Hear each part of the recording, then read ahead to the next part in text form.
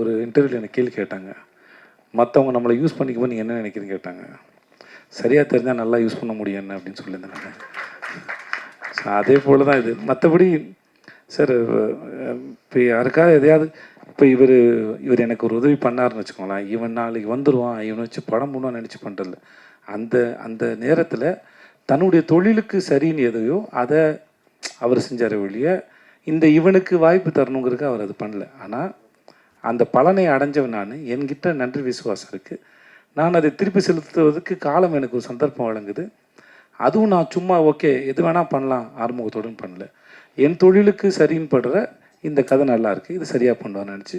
So அந்த காலம் அந்த அந்த தொழிலுக்கான நியாயங்கிற தராசில் வச்சு தான் அது 2 பேரும் ஒருத்தருக்கு ஒருத்தர் பரிமாறிக்கிட்டோமே ஒழிய இது கிடையாது. ஸோ பட் ஆனால் எனக்கு அன்னைக்கு தேதிக்கு அந்த வேலை எவ்வளோ பெரிய வேலை செஞ்சதுன்னு இருக்குல்ல, இவர் செஞ்ச. ஏன்னா அது எப்படின்னா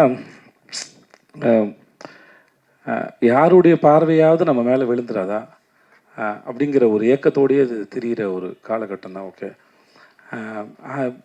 அந்த மாதிரி ஒரு சந்தர்ப்பத்தில் காலம் சரியாக கணிஞ்சு வரும்போது ஒருத்தர் உங்களுக்கு ஓகே நீங்கள் இங்கே இருந்துருந்தீங்க, ஓகே இதுக்கப்புறம் இந்த சீட்டுக்கு நான் போங்க அப்படின்னு சொல்கிறாங்க. அந்த நிகழ்வு என் வாழ்க்கையில் இவருக்கு சாதாரணமாக இருக்கலாம். நம்மளும் இப்போ நீங்களும் நானும் இங்கே இருக்க எல்லாருமே சாதாரணமாக வரும்போது நம்ம யாருக்கோ ஒருத்தருக்கு ஒரு சின்னதாக ஒரு வேலை செஞ்சுருப்போம். அது அவர்கள் வாழ்க்கையில் என்ன பண்ணுது. மெய்யழகன் படத்தோட கதையை போல தான். அரவிந்த் சாமி சாரோட ஃபேமிலி ஒரு சைக்கிளை கொடுத்துட்டு போனதில் ஒரு குடும்பம் எவ்வளோ பெருசாக தாட்டுக்கு கட்டத்துக்கு நவந்து போச்சுங்கிறது இல்லையா. அவங்க கொடுக்கும்போது இந்த வச்சு சைக்கிளை வச்சு வாழ்க்கையில் முன்னேறுப்பா அப்படின்னு கொடுக்கல. பட் அந்த சைக்கிளை வச்சுட்டு அந்த குடும்பம் எப்படி முன்னேறினாங்கிறது அவங்களுடைய தனிப்பட்ட உழைப்பு தான் காரணம். அதே போல் தான் பெறுகிற உதவியோ இல்லை இந்த மாதிரி செயல்னால கிடைக்கிறத வச்சு நம்ம எப்படி வரோங்கிறது தான் இருக்குது. பட் இருந்தாலும் ஸ்டில் எனக்கு இன்னமும் அது இருக்குது, அது உள்ளே இருக்குது. அது இன்னமும் என்னை அதான் சொன்ன உயிர்ப்போடு இருக்க வைக்குது அது. ஸோ அதுக்கு என்றைக்குமே நன்றி கடன் பட்டிருக்குன்னு சொல்லுவேன். என்ன வேணால் நடக்கலாம், எனக்கு அவருக்கு சண்டைகள் வரலாம், மிஸ் அண்டர்ஸ்டாண்டிங் வரலாம்.